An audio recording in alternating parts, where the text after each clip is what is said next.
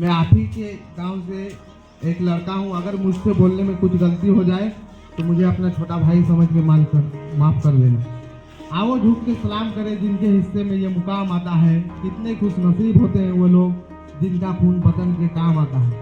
आज बड़े ही सौभाग्य की बात है कि हम सब इस तिरंगे झंडे के नीचे एकत्रित हुए। आज जो सारा हिंदुस्तान ये आज़ादी का जश्न मना रहा है, ये आज़ादी हमें विरासत में नहीं मिली। सदियों तक हमारी भारत माता गुलामी की जंजीरों में जकड़ी हुई आज आंसू बहा रही थी। दानवता के चक्की में मानवता पिसी जा रही थी। इतिहास गवाह है, जब कंस का अत्याचार बढ़ा तब कृष्ण का जन्म हुआ, जब रावण का अत्याचार बढ़ा तब श्री राम का जन्म हुआ। इसी तरफ जब अंग्रेजों का अत्याचार दिन दुना रात चौगुना बढ़ता ही जा रहा था, तब भारत माता ने अपने अनेक वीर सपूतों की जन्म दी, जिन्होंने संपूर्ण भारत में क्रांति की लोहर दौड़ा दी।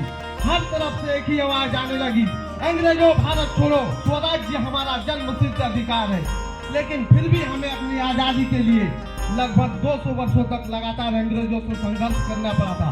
सन 1857 में हमने आजादी की पहली लड़ाई खेली थी, लेकिन उस समय हमारे देश में एकता नहीं थी और हम वो आजादी की लड़ाई हार गए।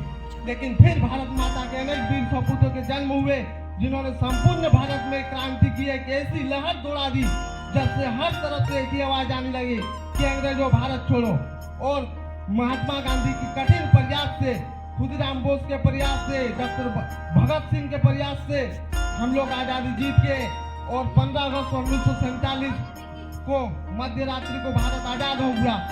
यूं तो हमारा देश 15 अगस्त 1947 को आजाद हो गया, किंतु अंग्रेजों के शासन काल में हमारी देश जर्जर हो गई थी। देश को चलाने के लिए एक संविधान की जरूरत होती है, जो उस समय मौजूद नहीं थी। डॉक्टर भीमराव की अध्यक्षता में भारतीय संविधान को तैयार किया गया। भारतीय संविधान एक ऐसी दस्तावेज थी जिसके संचालन माध्यम से देश की काया पलट सकती थी। मगर अफसोस अब भी कुछ इंडियन अंग्रेज मौजूद है जो यदा कदा गुस्ताखी कर बैठते हैं, लेकिन उन्हें हमारे इस तिरंगे झंडे की शक्ति का अंदाजा नहीं है, जिसको आजादी की नस्ल बर्बाद करते करते उनकी नस्लें की नस्लें बर्बाद हो जाएगी, लेकिन हमारा देश बर्बाद नहीं होगा। और ये 26 जनवरी 1950 को भारतीय संविधान लागू किया गया और उसी दिन से हम लोग आज तक गणतंत्रता दिवस के रूप में इस दिन को मनाते आ रहे हैं। और सभी से ये दुआ करेंगे कि हिंदू मुस्लिम सिख ईसाई सब इस देश में मिलकर रहिए, किसी को कोई खतरा नहीं है और हमें अपनी आजादी को इसी तरह बनाए रखना चाहिए। इसी के साथ मैं अपनी वाणी को विराम देता हूँ। जय हिंद, जय भारत, भारत माता की जय, जय श्री राम, जय श्री राम।